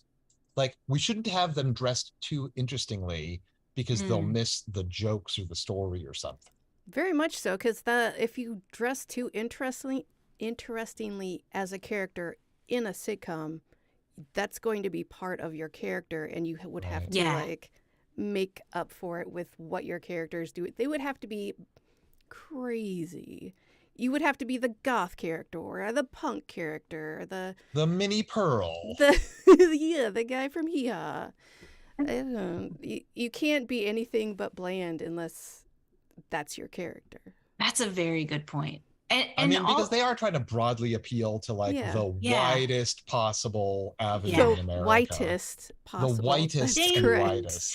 Well, and I think it also like perfectly aligns, I'm just realizing like with yuppie culture where you dress kind of like secretly rich Like you're wearing a sweater, but the sweater is Armani, or you're wearing loafers, but they're like Gucci or whatever. Like you dress, we would see it as very bland, but like the fabrics, the silks, like it's actually like kind of rich, and it's also kind of boring. But you're putting pearls with a pink sweater because that's like yuppie cute. That's like that's not yuppie cute. That seems so 1950s to me.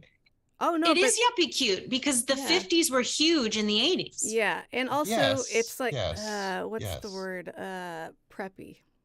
Yeah. Because you're not going to be a valley girl. You're going to be a yuppie. And that was like the wide swath taken with teenage culture in the 80s, I guess. That's like what were the preppies in Crybaby called? They had a different term for it. It was like, instead of like greasers and preppies. I don't remember. Hold on a second. Doesn't matter. It doesn't matter.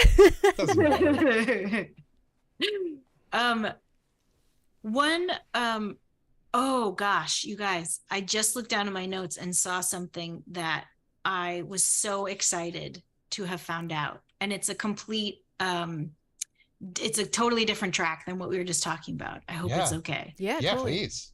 So in La Cucaracha, Alf tells that whole story about Jaffies, the invasion of Jaffies on Melmac.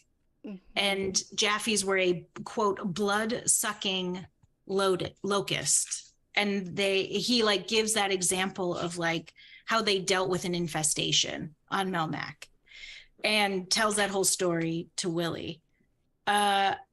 So in, again, watching the credits at the end, I was delighted to observe that the executive in charge of production is James Jaffe. And I was like, oh, snap. Nice. Shots fired. They had a Jaffe, the line is they had a Jaffe infestation, and they're all blood-sucking maggots that take the shape of their host. I was like, wow. Okay. Right. We're just letting it hang out, Fusco.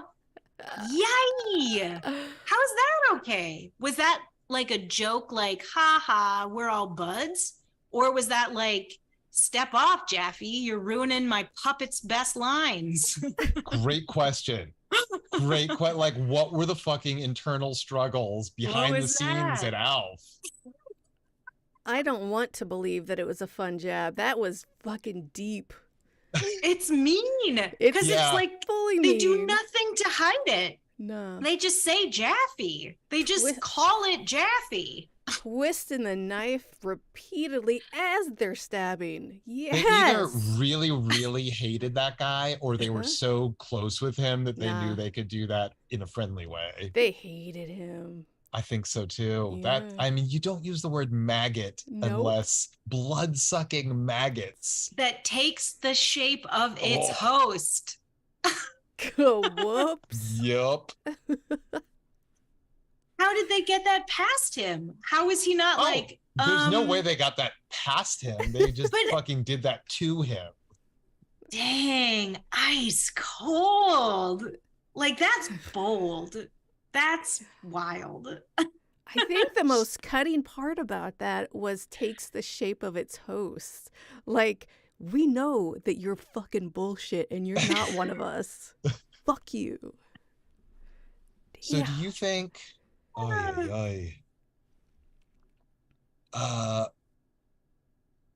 was he like cutting down on the snacks in the break room? Like, what was it that like drove them to this? You know what I'd like to think? I'd like to think it's like Paul Fusco, the creator of ALF, like was feeling hindered. His creativity was feeling hindered by this executive who had no appreciation of his art. And he was like neutering his creation. And maybe genuinely, maybe they wanted like harder jokes on the show, or like, oh wow, like totally racier stuff. Like he was like, no, my puppet is bluer. And Jaffe was like, no, this is still for kids because you're a puppet. What could possibly have been? No, I think you're right. I think that he totally wanted to make this racier. He didn't want to make this like some kids show. He wanted Alf to be like this totally in your face. Shock. He's the Andrew Dice Clay of puppets. Yes. He is. Oh my God. I watched a clip of Andrew Dice Clay just this morning. Why? Some childhood friends of mine and I have a deep and abiding love for the movie Ford Fairlane in all of its many parts. Oh boy. It's amazing. Have either of you seen it?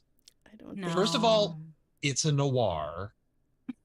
Second of all, it's a neo-noir. Third of all, it takes place in hair metal LA. Mm-hmm. It's extremely postmodern, and it uses the character of Andrew Dice Clay as he is, like with his act intact. Anyway, I watched the scene where Ed O'Neill, famously Al Bundy, he plays a police detective who had been stymied in his previous career by Andrew Dice Clay when he was in Disco Express with their hit Booty Time. And then he sings Booty Time and dances. It's amazing. It's so good. Booty time, across the USA. Booty time, hey, hey, hey. Wow, it does sound great. I'll have to check that out. You're the one that's out of this world, sweet baby. Booty time across the USA? That's the whitest, worst attempt at disco. That was the point. That's the point. I know, but wow. You know, Andrew Dice Clay essentially plays himself in Pretty in Pink. Yeah. Yeah. He's that's the Dice the only Man. thing I like him in. Yeah, that's his first role. Was he the bouncer? Is that what? Yes. That's right, yeah. He's great. They give him a full 30 seconds to like do like a cigarette trick that goes nowhere. But they're like, wah, hoo, hoo, hoo, ha. And you're just like, all right, well, more Annie Potts. I love that when Yakov Smirnoff first came to this country, he and Andrew Dice Clay were roommates. What? Yeah. I love that too. I just learned it. What? He emigrates.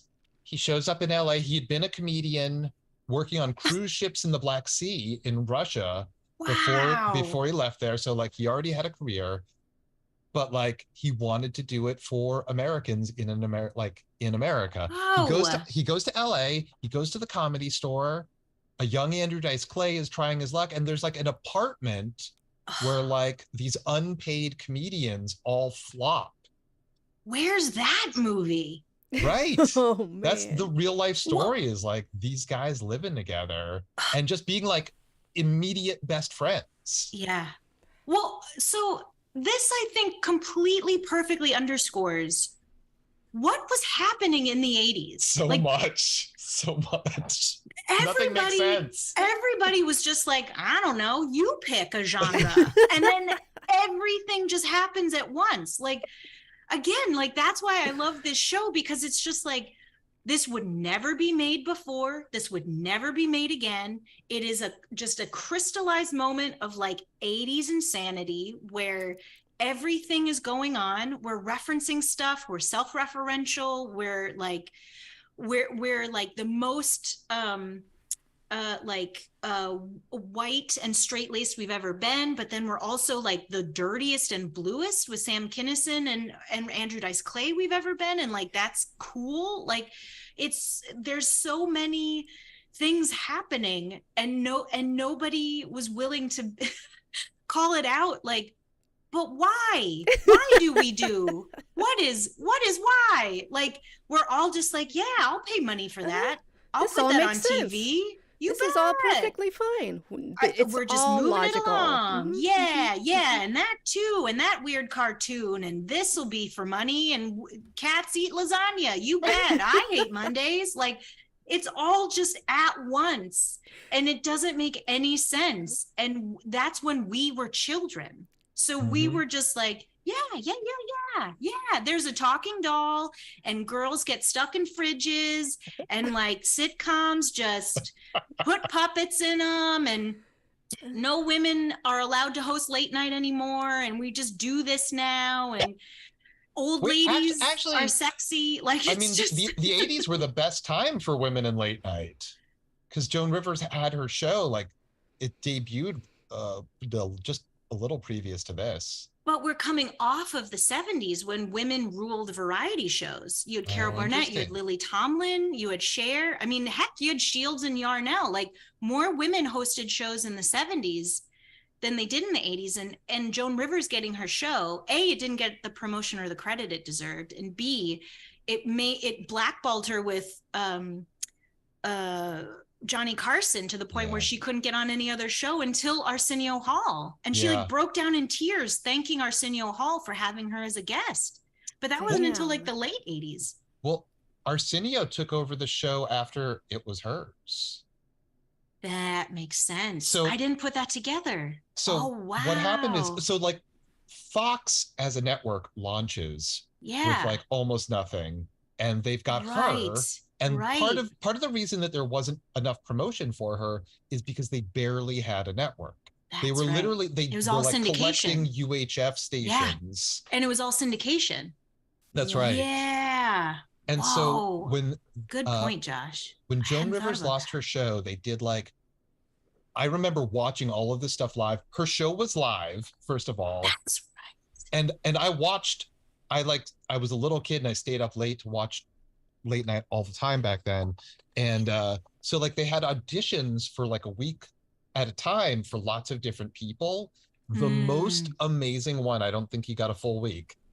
Howie Mandel. He comes out, like, this is back when he's curly headed and he's putting the glove on his head. Over his head. Yeah. He took this live show to places it had never been before. He does like a normal monologue, and then when they cut back to him at the desk after the first commercial break, he's 100% naked. He does the rest of the show naked. What? Yes. Dr. Ruth. No, not Dr. Ruth. Joyce Brothers. Joyce Brothers. Thank you. Yeah. Joyce Brothers was a guest, and when he throws to commercial at the end of her set, he's like, stick around, come back next. Dr. Joyce Brothers is going to show me her tits. Oh my God. And like she's dying laughing, and it's amazing. And I've never been able to find it on the internet anywhere. They don't want you to find it, Josh. No, but it was the best thing. Like, he disappeared from show business after that for like a decade. Do you know this now? This further reinforces the fact that I want to make a shirt that just says, "What were the 80s?" And then on the back it just says, "Why?" And maybe it's a picture of Alf. Maybe it's a picture of Alf hosting the Tonight Show. Maybe it's Ralph. a naked. Thank you. The desk will just say Ralph, and he's like, got a still. Like, I mean, that is incredible. I knew none of that, Josh. That's almost amazing. No one does. Like, I fucking spread the gospel. It's like the oral tradition alone that this story can be perpetuated. So that you know all this from remembering it live as a child. Yes. Yeah. Okay. I like to think that this was Josh, the child of Josh, remembering it that way, and it was completely different. No, there were so many. That makes me think there was a sitcom that is the same for me, Josh, that I only remember having watched it as a child, cannot find it anywhere. No one has ever heard of it before. The premise is insane. The premise is that Snow White and the Seven Dwarfs You know? Yes. Lived. She married the prince and they are living in a house. Yes. You're the first person I have ever met in my entire life that knows this show. The Prince Charming was the dad that divorced Reba in Reba. That's what I remember.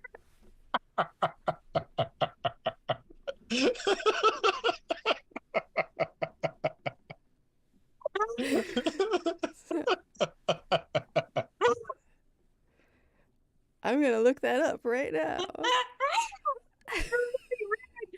Oh my God. Yes, this was a sitcom. It was on for maybe a season, half a season at most, or at least. It came on after, I think, just The 10 of Us, which was a show that was like not great, but I watched it because it was on. Like it was that point in time where I just watched all TV because it was TV.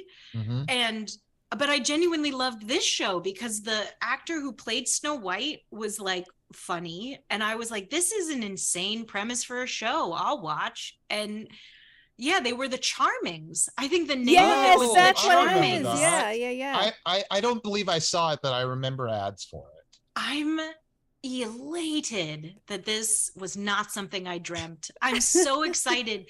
You are genuinely the first person I've ever met who has heard, oh, this is so satisfying. It was my pleasure. Hey, if you need any bullshit off of TV remembered, I'm your gal.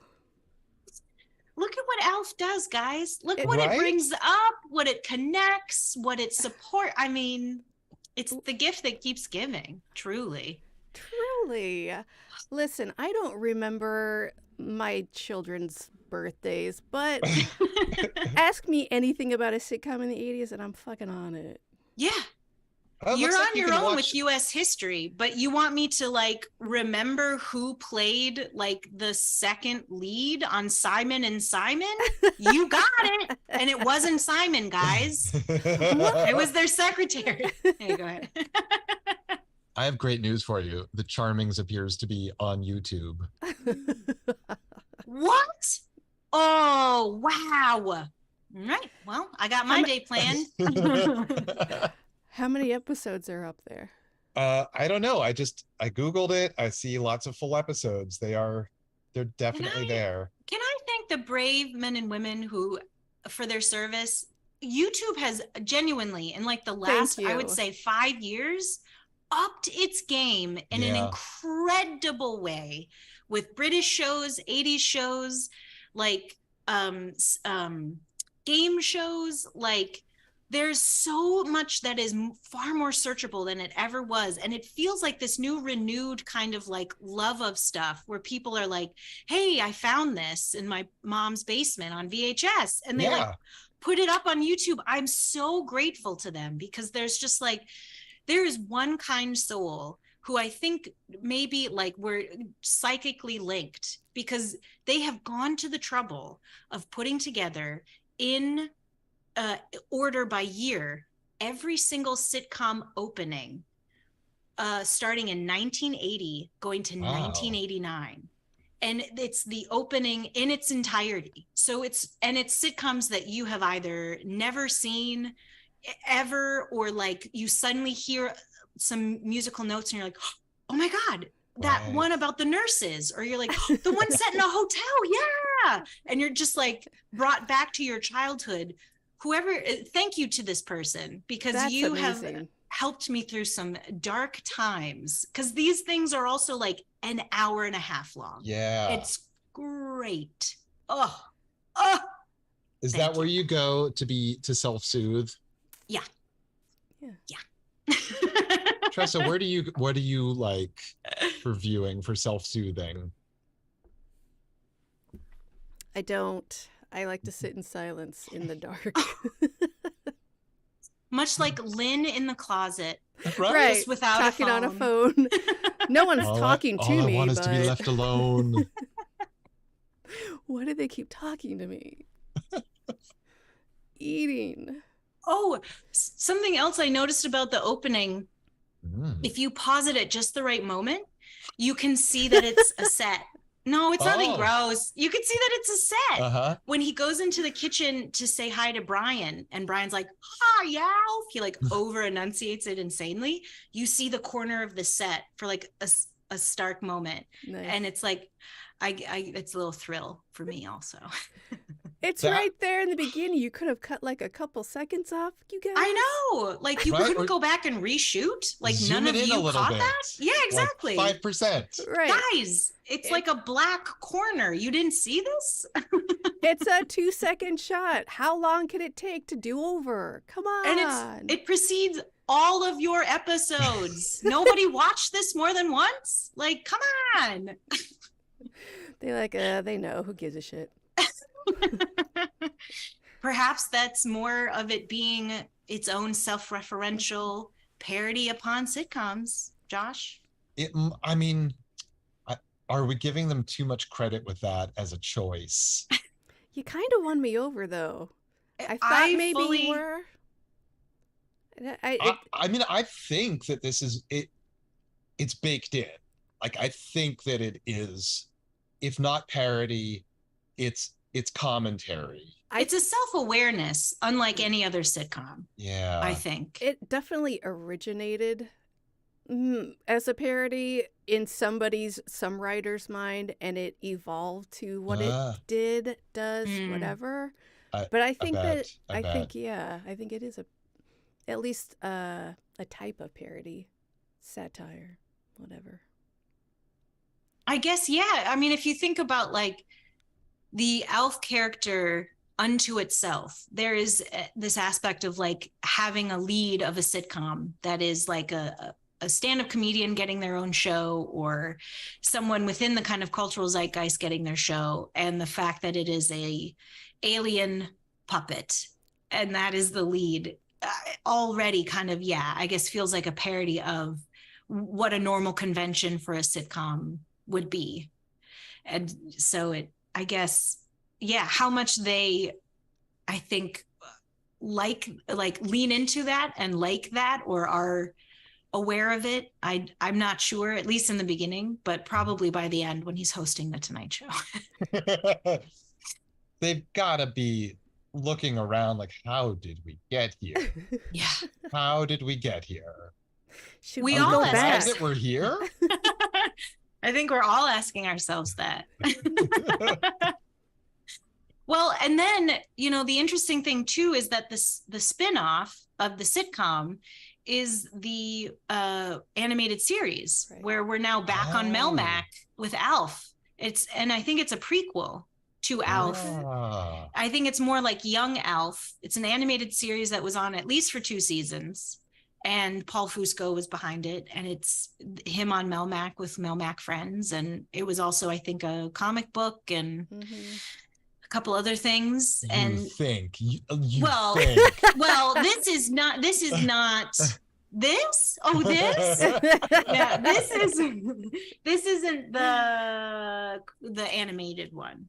This is actually weirdly all the sitcom characters in a comic book.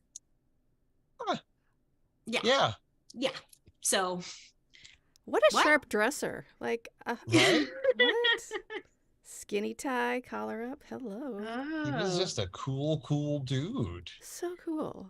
It was made by Marvel, distributed by Marvel, and it's called Alf Monthly. Okay. Marvel was on top of the world back then. There was a huge comic books were like more popular than they had ever been, and Marvel, rather than improving what they were doing, were just like, let's churn them out. Well, and they were like, let's put like 8 different covers so collectors have to buy the same issue 8 times. Stuff like that. I do think there was a whole industry built around a toy preceding a creative endeavor. Like the property started at toy and then built out into a show or a comic book or something like that. And I think Alf obviously spawned many, many toys and things like that. But I think then the cartoon was maybe like a cash grab onto itself to just make different types of toys. And a Saturday morning spot was so coveted then, because that just meant cereal and board games. And I have the ALF board game and action figures and it was Pizza the Hut early deals. 80s when they changed the laws about that. Prior to the early 80s, it was Reagan who changed this. Children's programming had to be educational. It had to be educational. There had to be something good in it. And they were like, why though? And so that went out the window, and literally Mattel, Kenner, Hasbro, like toy companies were now just producing half an hour long commercials for their toys. Jesus Christ. And that's it. That's what it was. They bought the space. I got a question about Marvel. Was there ever a Howard the Duck and ALF crossover? Because that needed to happen. Is there some kind? As you say that too, now I wonder. It's a great question, and I wonder too, off the back of that, if in that first Guardians of the Galaxy tag scene, is there maybe, because they make all these references to things, and you've got Howard is the there Duck an in ALF a prison in the thing? I think there's an ET. Maybe there? I think so. Well, no, that maybe legally you can't. But no, because now Disney owns everything. Well, yeah, Disney owns Star Wars, and ET is in Star Wars. Star Wars. ET is like there's an ET character in like that giant the Senate room, the intergalactic Senate. Right. Settle the fuck down, Star Wars. And here's the thing: if you go back to ET in the Halloween scene, ET sees Yoda and recognizes Yoda. Shut up. But that's just bros being bros, because that's Lucas and Spielberg being buddies. But so they retconned it. Yeah. Yeah. But it feels like a kind of joke that they would have tagged onto that first Guardians to put an ALF in the deep background. Yeah. As being like a space souvenir that somebody picked up. I mean, I would have, but I think there's like an R2D2 and a C3PO in with hieroglyphics in Raiders of the Lost Ark. God damn it. I'm not positive of that. I've heard that. I don't know that I've seen it. I mean, it would make sense. Yeah. Why not just like paint it in the background? Who's ever going to notice except for us? It's fun for us. Yeah. Huh. Okay. Yeah. Okay. I mean, again, the 80s though, right? Yeah. Like, I'm saying. What a wild time. Fucking free for all. Fucking Truly. go nuts. You guys just fucking go nuts. There's no boundaries. It was like a creative Tumblr where it was just like things got put into a paint spinner. And just like you pulled stuff out. It was like, okay, in space, there are cats who are also people. Yeah. And they look like He-Man too somehow. Okay. And like, there's Thundercats. Or like, there's like, it's not Barbie, but they're all singers. Okay. They don't fight crime, but they do represent goodness. And then there's an evil force in the world that's also a band. Okay, but you have Jem. Can we have cars that turn into robots and fight each other? Can we have that? I prefer it. Okay, I prefer it, please. Yeah. Thank you. I just, everything got to, everything was a mishmash. I mean, I suddenly just got I immediately hit with the image of Ghoulies out of nowhere. I was like, Ghoulies, man. Ghoulies, Gremlins. They're not Gremlins, but they're grosser. So that's Garbage better. Pail Kids. Let's do it, 80s. Did you know, this is one of my favorite things, Garbage Pail Kids were created by Art Spiegelman? Yes. Yes, I did know that. The award-winning author of Mouse. It was a protest against, he saw like the shittiness of Cabbage Patch Dolls, because the original idea was stolen from a woman. Yeah. Who had originally a grandmother who had crafted a doll for her grandchild, and Xavier, what's his face, who signs his name. Thank you. He signs his name on the birth certificates. Nasty nonsense. He stole this from a grandmother and became a billionaire. And Art Spiegelman was like, you know what? I'm going to make them all have boogers. So there. Oh, don't do that, man. That's not cool. I'm going to make them all have brains and junk. They're going to all have... Yeah. Garbage Pail Kids, decades later, still thriving. They're so punk. I mean, they're so interesting. There's still a commentary on society. They're beautifully drawn. I mean, they're so complex. It's remarkable. What was yours, Anne? My favorite? No, what was the one named after you? Oh, I don't know if there was. You know what? I'm going to look right now. Oh, come on. There had to have been an Anne one. I'm sure there were many Annes. Were there Tresses? No, of course not. Which always made me kind of sad. Was there a Josh that you remember? There were probably a few Joshes, but I was sad that I didn't have, there was Jolton Joel, who was like an electrocuted rock star. Of course. And I was like, why couldn't it have been Jolton Josh? And of course, like the first series, which has Atom Bomb. It's like the kid's head exploding with a mushroom cloud. It's a real statement of purpose. Oh, okay. Huh. Okay. Well, there's an orphan Anne, but the image is a girl with horrifying teeth holding a pair of dentures. So I'm not sure what that's about. There's a Raggedy Ann with an E, but it's the image from Les Mis, but Garbage Pail Kidified. Ooh, this is a good one. Two good ones. Two great ones. Let's end on this. Three great ones, actually. Anne with no E. We have Anne Chovy. Head is a sardine. Nice. That's really good. Yeah, it is good. There's this maybe is the most garbage paily of them all. Anne Eurism. And the head is an Easter basket, but it just has brains in it. Nice. And then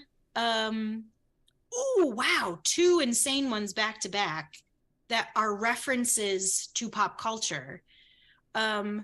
There's Snot Jam Anne, and it looks like Anne of Green Gables, and she's reading Anne of Green Goobers.